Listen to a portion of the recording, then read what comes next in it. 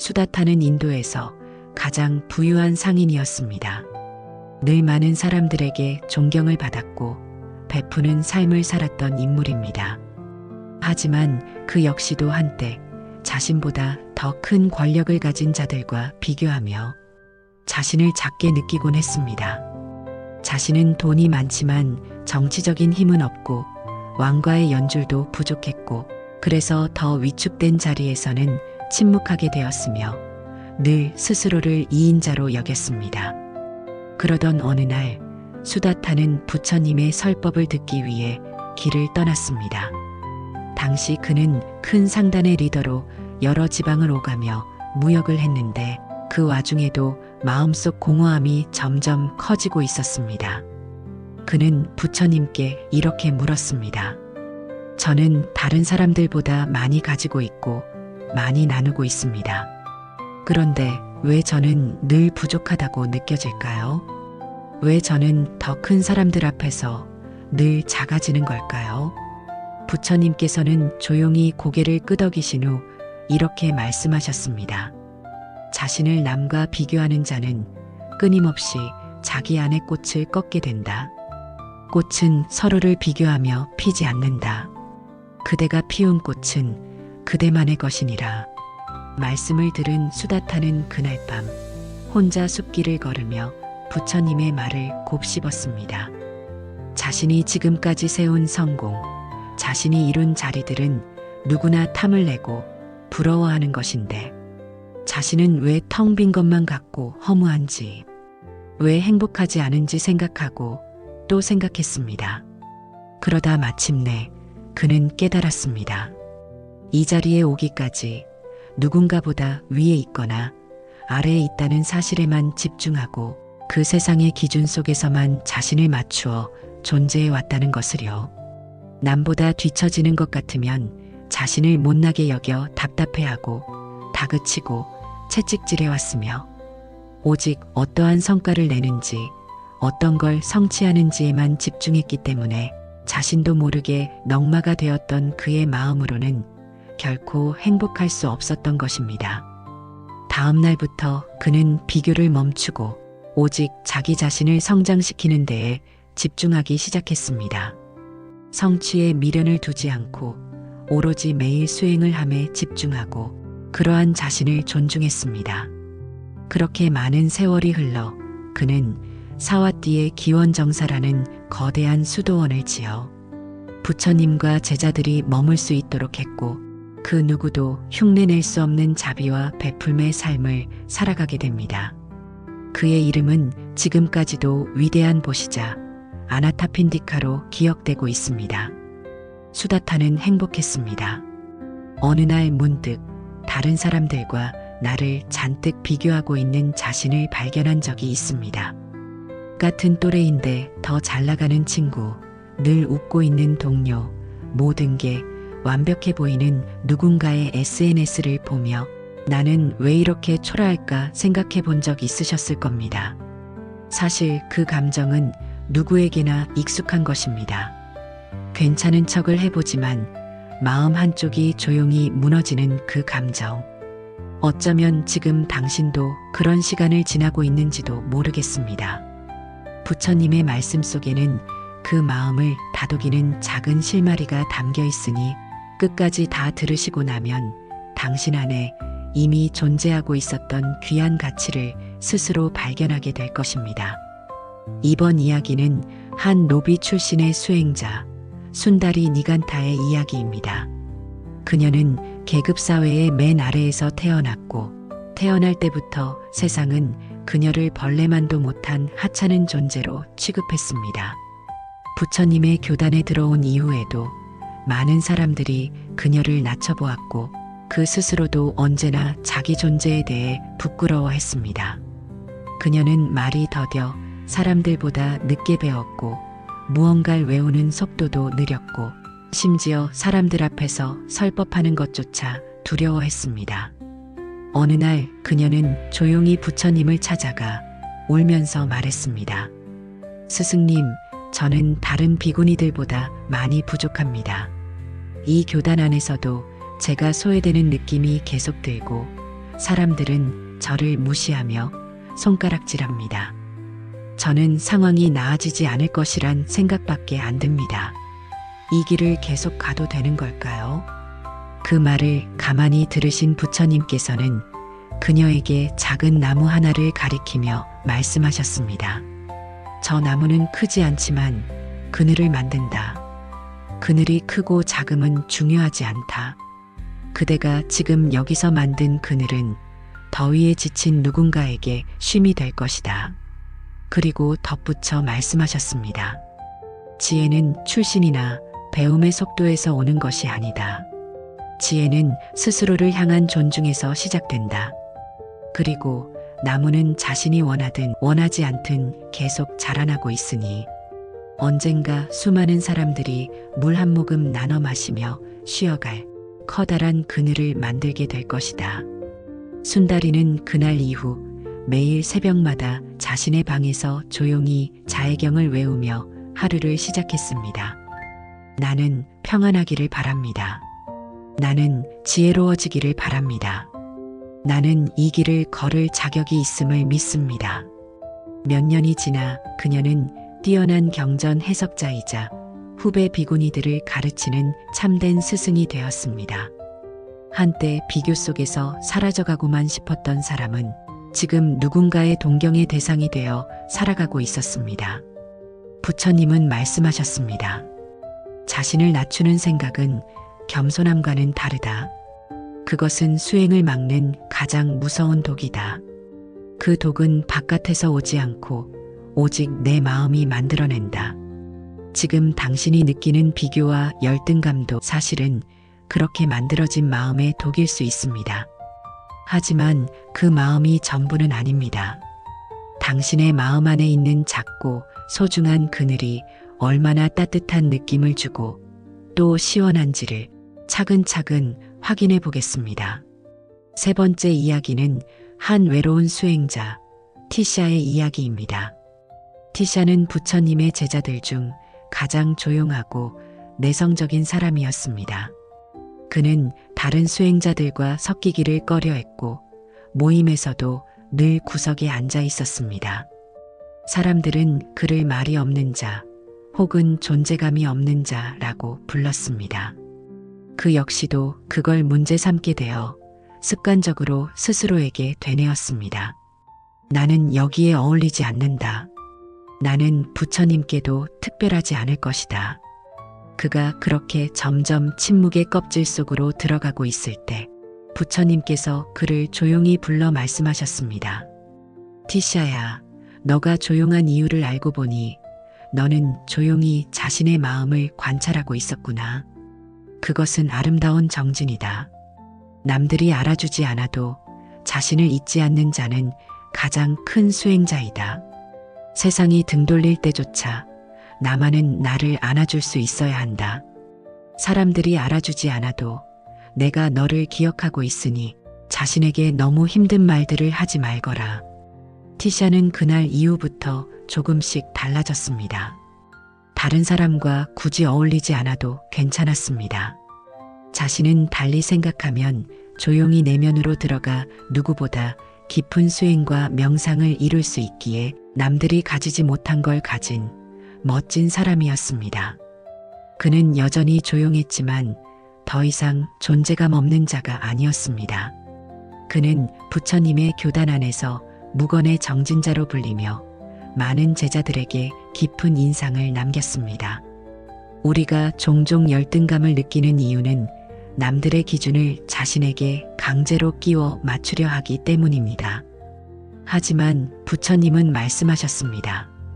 꽃은 같은 속도, 같은 방향으로 피지 않는다. 그대는 그대의 계절에 그대의 속도로 피어나는 존재다. 네 번째 이야기는 한 왕자 출신 수행자, 난디아의 이야기입니다. 옛날 마가다국과 인접한 한 작은 나라에서 왕자는 금과 비단으로 둘러싸인 궁전에서 태어났습니다. 그의 아버지는 현명한 왕이었고 어머니는 지혜로운 여왕이었습니다. 왕자에게는 모든 것이 허락되었고 그는 학문과 무예 모두에 능했습니다. 그러나 어릴 적부터 그는 자주 창밖을 바라보며 사색에 잠기곤 했습니다. 사람은 왜 늙고 병들고 죽는가? 권세와 부귀는 어째서 끝내 이 마음의 허기를 채우지 못하는가? 왕궁의 화려함은 그의 눈에는 자주 흐릿하게 보였습니다. 사랑과 축복 속에 자랐지만 그의 마음 깊은 곳에는 늘 무언가를 잃은 듯한 공허함이 있었지요. 성인이 된 어느 날 난디아는 부처님의 법문을 듣게 됩니다. 그 순간 마치 지난 모든 생애가 하나의 결말을 향해 나아온 듯 그의 마음이 고요해졌습니다. 진리는 외면이 아니라 내면을 맑히는 길이구나. 그는 왕위를 포기하고 출가 수행자의 길을 선택했습니다. 궁전에서의 마지막 날 그는 어머니 앞에 조용히 무릎 꿇고 말했습니다. 어머니, 저는 이제 부처님과 함께 하려 합니다. 이 몸과 마음을 진리에 바치겠습니다. 눈물 머금은 미소로 어머니는 그의 머리를 쓰다듬으며 말했습니다. 난디야, 너가 얻을 평안은 이 어미의 기쁨이란다. 그 후로 난디아는 숲속의 작은 암사에서 묵묵히 정진했습니다. 그는 말수가 적었고 늘 아침이면 물을 깃고 대중이 쓸 물건을 정리하고 흩어진 나뭇가지를 정리하곤 했습니다. 누구도 시키지 않았지만 항상 필요한 일을 먼저 알아보고 행했습니다. 하지만 왕자인 그가 삭발을 하고 평민들과 같은 옷을 입고 교단에 들어왔을 때 사람들은 경계하고 수군거렸습니다. 수행을 포기하고 금방 다시 왕족의 생활로 돌아갈 거라고 하면서요. 난디아는 노력했습니다. 남들과 똑같이 밥을 나르고 땀을 흘리고 계율을 지켰습니다. 그런데도 사람들의 시선은 변하지 않았습니다. 그는 어느 날 고민을 참지 못하고 부처님께 이 사실을 말했습니다. 부처님, 사람들이 저를 여전히 왕자처럼 바라봅니다. 저는 누구보다 수행에 집중하고 있는데 인정받지 못하고 있습니다. 왜 저는 아무리 내려놓아도 여전히 높은 사람으로 보일까요? 부처님은 잠시 말없이 난디아를 바라보다 이렇게 말씀하셨습니다. 물은 높은 곳에서 낮은 곳으로 흐른다. 그러나 진정한 수행자는 낮은 자리에서 스스로를 더욱 낮출 줄 아는 자이니라. 그대가 진정 낮아지고자 하여 그러한 마음을 가졌다면 남들의 시선은 중요하지 않은 것이 마땅하다. 그리고 덧붙이셨습니다. 진정한 자조는 남이 나를 어떻게 보는가가 아니라 내가 나를 어떻게 대하는가에서 시작된다. 그날 이후 난디아는 남들의 시선을 내려놓았습니다. 그리고 나는 고요함을 따라 나아간다. 라는 말을 늘 되뇌었습니다. 그는 더 이상 왕자였던 자가 아니라 한 명의 정진자로 스스로를 바라보게 되었습니다. 난디아는 생애 동안 한 편의 설법도 하지 않았고 경전을 외우는데 뛰어나지도 않았습니다. 하지만 그 누구보다도 삶 전체가 법문이었고 행동이 경전이었으며 고요함이 가르침이었습니다. 그가 생을 마칠 즈음 제자 하나가 물었습니다. 스승님, 이제 어디로 가시렵니까? 그는 미소 지으며 답합니다. 나는 다시 말 없는 곳으로 가지. 그대가 고요히 머문다면 그곳에서 우리 다시 만나게 될 걸세. 사람들은 그를 가장 낮은 자리에서 가장 높은 가르침을 전한 자라 불렀습니다. 그가 보시한 공양처, 짓던 암사, 돌보던 제자 스님들의 기억 속에는 항상 고요한 미소와 함께한 난디아가 있었습니다. 신통력이 뛰어난 한 수행제자가 부처님께 말했습니다. 부처님, 천상에 찬란한 궁전이 생겼습니다. 누구의 공덕이 이리도 빛을 만드는 것입니까? 부처님은 조용히 말씀하십니다. 그것은 난디아의 것이다. 그는 아무 말도 하지 않았지만 그의 공덕은 소리 없이 이 세상을 밝히고 있었다.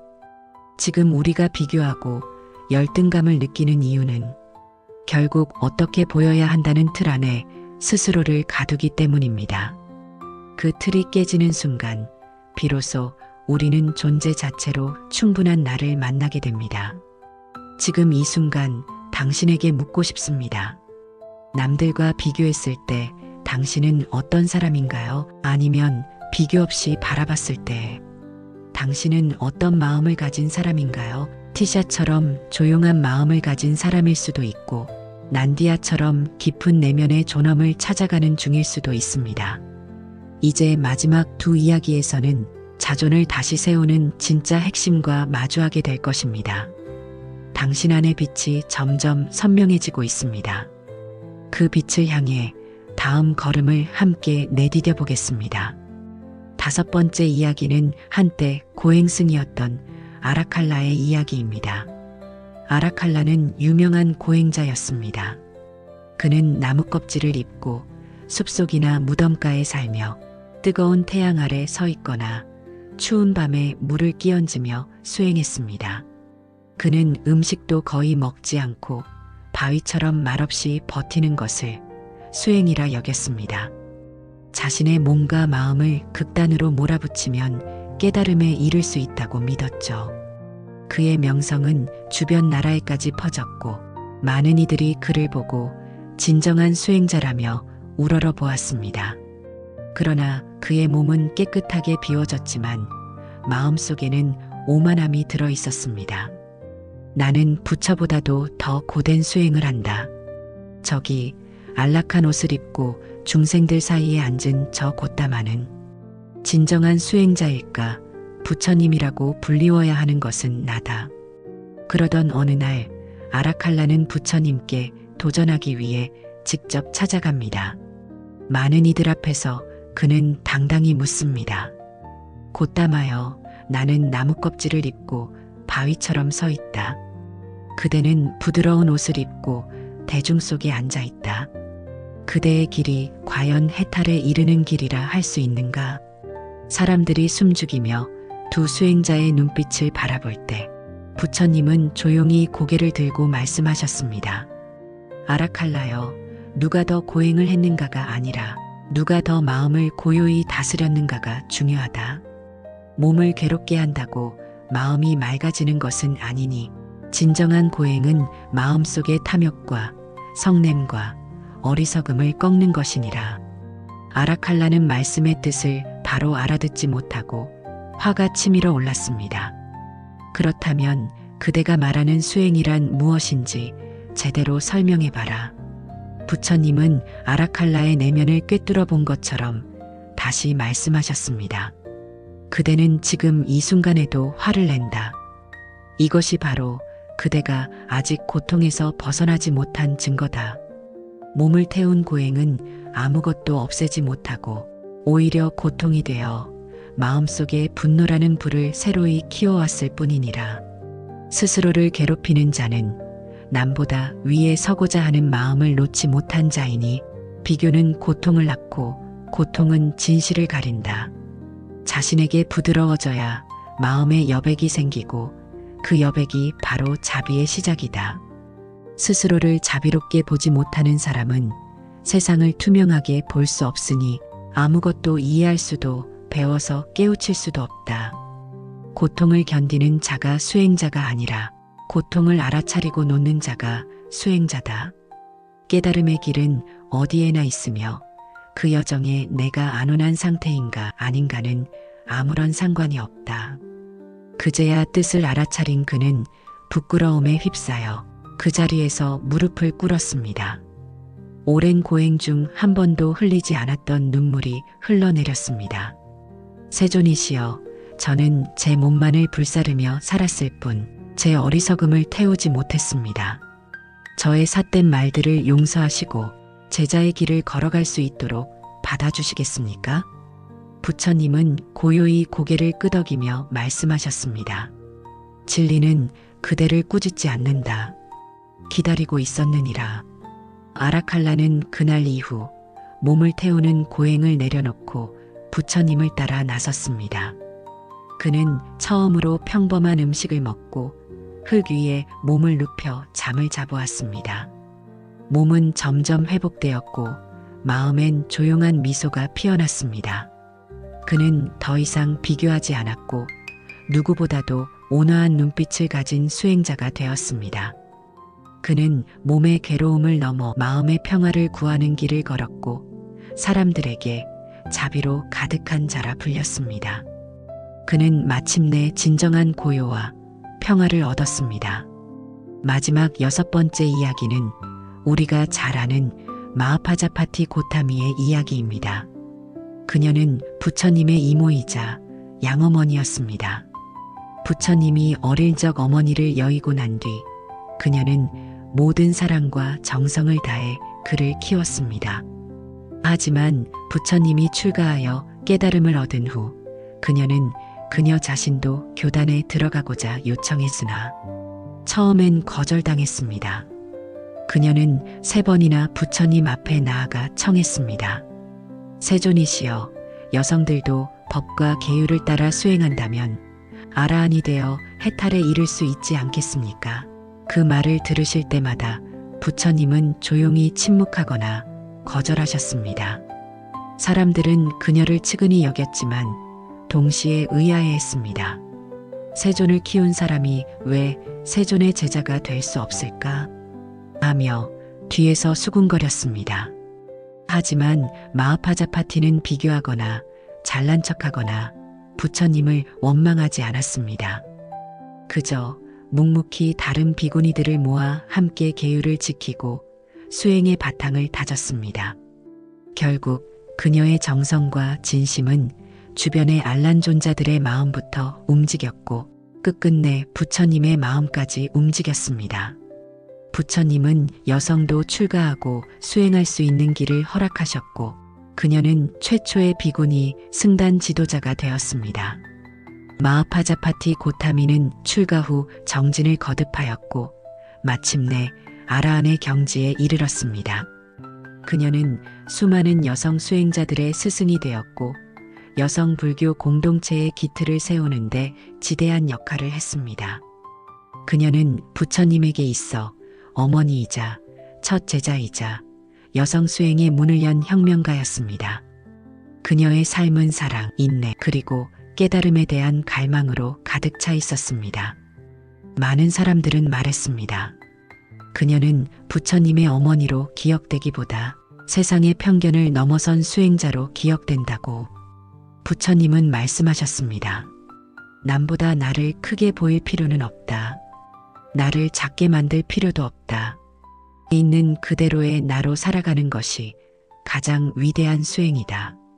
우리가 스스로에게 느끼는 자격지심과 비교의식은 결국 지금의 나로는 부족하다는 믿음에서 옵니다. 하지만 이 이야기들을 통해 알 수 있었던 것은 진정한 자존이란 남보다 크거나 작음을 비교해서 얻는 것이 아니라는 사실입니다. 있는 그대로의 자신을 받아들이는 것, 그 상태로 조용히 나아가는 것, 그것이 부처님이 말씀하신 진짜 자기 존중의 길입니다. 마하파자파티 고타미의 이야기는 단지 불교 역사 속 하나의 일화가 아닙니다. 그것은 여성이라는 이유로 배제되었던 길을 자비와 지혜로 열어낸 삶이며 모든 존재가 깨달음을 향해 나아갈 수 있음을 보여주는 불성의 증명입니다. 그대여, 혹시 스스로의 길이 막혀 있다고 느끼는 순간이 있다면 고타미의 그 조용하지만 단호한 발걸음을 기억하십시오. 그녀의 자신을 향한 존중과 무한한 믿음을 생각해 주시길 바랍니다. 당신도 지금 그 길 위에 있습니다. 작고 천천히 걷고 있더라도 당신의 발걸음은 충분히 의미 있습니다. 무언가를 잘하지 않아도 남들보다 느려도 당신은 당신만의 속도와 방향으로 잘 살고 있는 괜찮은 사람입니다. 살아있는 그 자체로 이미 충분한 소중한 존재입니다. 지금까지 이 영상을 보고 계신 당신께 부처님의 이 말씀을 전하고 싶습니다. 자신을 존중하는 자만이 타인을 온전히 존중할 수 있다. 존중이 있는 곳에 비교는 사라지고 그 자리에 자비가 피어난다. 이 영상에서 우리는 자존감의 문제, 비교의식, 열등감에서 벗어나기 위한 길을 찾아갔습니다. 부처님이 제시하신 길을 따라가면서 우리는 남과 비교하거나 스스로를 작게 느낄 필요가 없음을 깨달았습니다.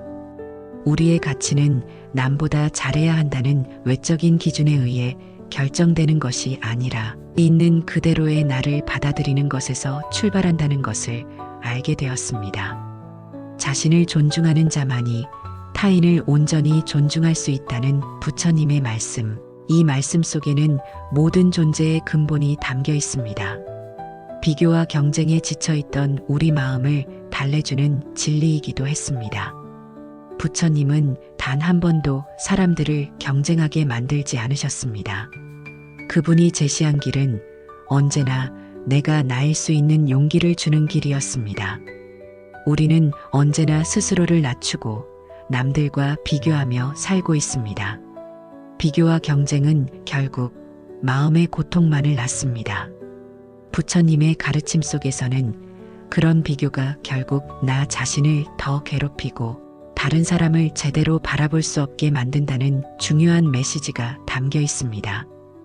우리가 각자의 길을 한 걸음씩 나아갈 때 그 길 속에서 발견되는 평온은 우리의 삶을 깊이 있게 변화시킵니다. 자신을 온전히 받아들이고 있는 그대로 살아갈 때 그 안에서 진정한 행복과 평화를 찾을 수 있는 것입니다. 이제 당신이 시작할 차례입니다. 이 영상을 통해 자신을 받아들이는 법, 그리고 비교에서 벗어나는 법을 조금이라도 느꼈다면 당신도 그 길을 걷기 시작했다는 증거입니다. 그 길은 아주 느리게, 아주 작게 시작되더라도 괜찮습니다. 세상의 기준을 따르는 것이 아니라 자신만의 기준을 만들고 그 기준을 따라가며 살아가는 것이 진정한 자존감을 찾는 길이라는 것을 우리는 알게 되었으니까요.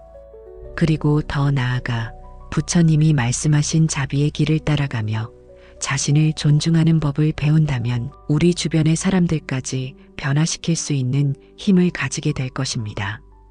그 변화는 작은 것에서부터 시작될 수 있습니다. 당신이 나를 존중하기 시작하고 그 존중이 다른 이들에게 전달될 때 세상은 조금 더 따뜻한 곳이 될 것입니다. 이제 여러분이 해야 할 일은 두 가지입니다. 첫째, 자신을 있는 그대로 받아들이는 연습을 하십시오. 둘째, 그 과정에서 느낀 마음의 평온을 다른 사람에게 나누어 주세요.